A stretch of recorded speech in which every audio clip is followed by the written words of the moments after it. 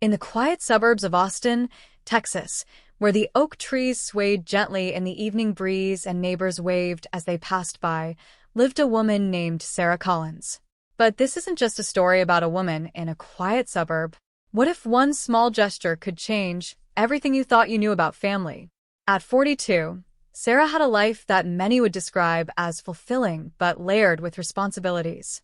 She worked as a pediatric nurse at the local children's hospital, a role that demanded long hours, steady patience, and an endless well of compassion. She had chosen this career because she wanted to make a difference, to be a steady hand in the moments when families were at their most vulnerable.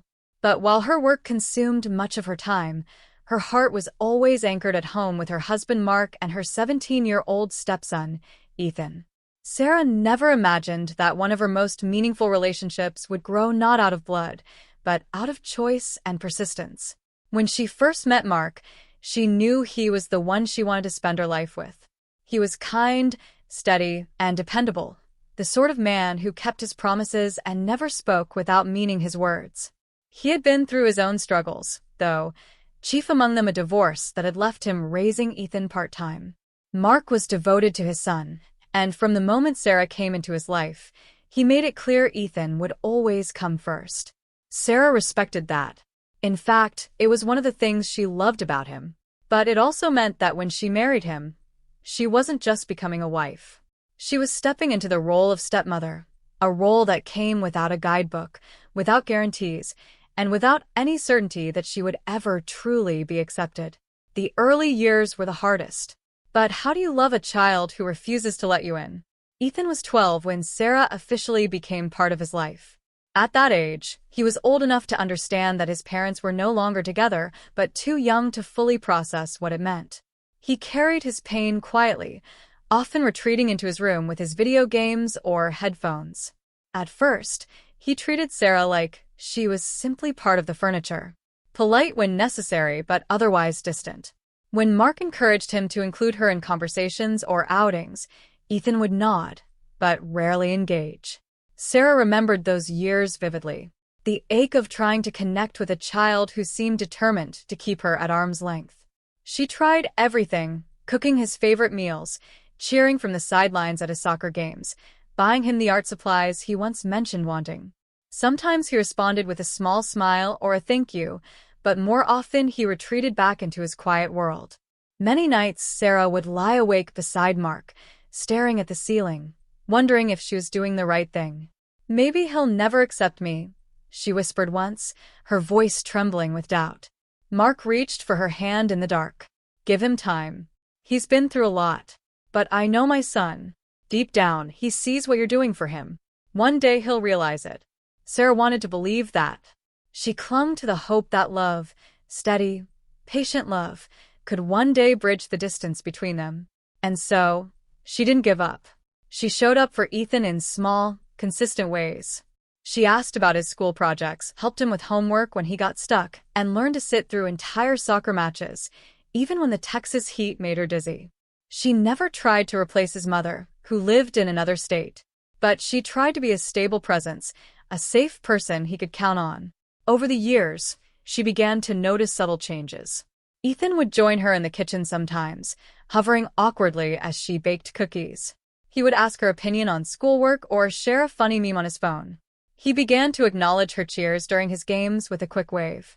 These were small gestures, but to Sarah, they felt monumental. Slowly, the walls he had built began to show cracks. Still, she often wondered, did he truly see her as family? Or was she just someone who happened to share the house he lived in? That question lingered in her heart for years, until one winter evening when Ethan answered it in a way she never expected.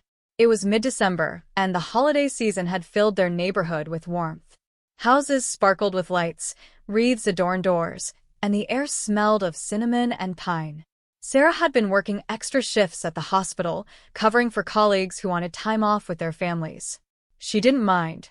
After all, many of her young patients couldn't go home for Christmas, and she wanted to be there for them. But the long hours left her exhausted. One evening, she returned home later than usual, her feet aching, her shoulders heavy with fatigue. She stepped into the house, expecting to find the usual sounds of Mark watching TV or Ethan upstairs with his music.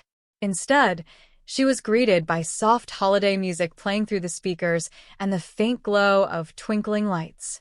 She slipped off her coat and called out, "Mark." "Ethan." There was a pause before Ethan's voice carried down from upstairs.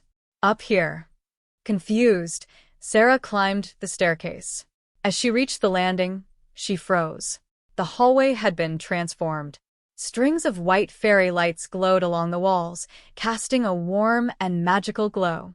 Handmade paper snowflakes were taped to the doors, each carefully cut with unique patterns. And across the hallway, a small banner hung with bold letters that read, "Thank you, Sarah." Her breath caught in her throat. She pressed a hand to her chest, unsure if she was dreaming. Just then, Ethan stepped out of his room, holding a neatly wrapped box in his hands. His tall frame looked suddenly smaller, almost shy, as he shifted from one foot to the other. "Ethan, what is all this?" Sarah asked, her voice trembling. He swallowed hard, his eyes darting nervously between her and the floor. I wanted to do something for you." "For me?" she whispered. He nodded. "You've done a lot for me, more than I ever told you. I know I wasn't easy when you first came into my life. I know I wasn't always nice, but you never gave up on me. You kept caring, and I wanted you to know that I noticed, that I'm grateful." Sarah felt her eyes well with tears. She tried to speak, but her throat tightened with emotion. Ethan extended the box toward her. "I made you something." Her hands trembled as she unwrapped the gift. Inside was a scrapbook, thick, colorful, and clearly handmade with hours of care. She opened the cover and found the first page decorated with photos of the three of them, Sarah, Mark, and Ethan smiling at a picnic. Each page after that was filled with memories. Birthday parties, soccer games, family trips, and silly selfies. Ethan had saved ticket stubs for movies, notes from school, and even a leaf from the park where they used to walk. On the final page, written in Ethan's messy but earnest handwriting, were the words, "To Sarah, my other mom. Thank you for loving me." The tears Sarah had been holding back spilled down her cheeks. She looked at Ethan, who now stood awkwardly, his face flushed. Without hesitation, she wrapped her arms around him, hugging him tightly. "Ethan," she whispered, her voice breaking, "this is the most beautiful gift anyone has ever given me." For the first time, Ethan didn't stiffen or pull away.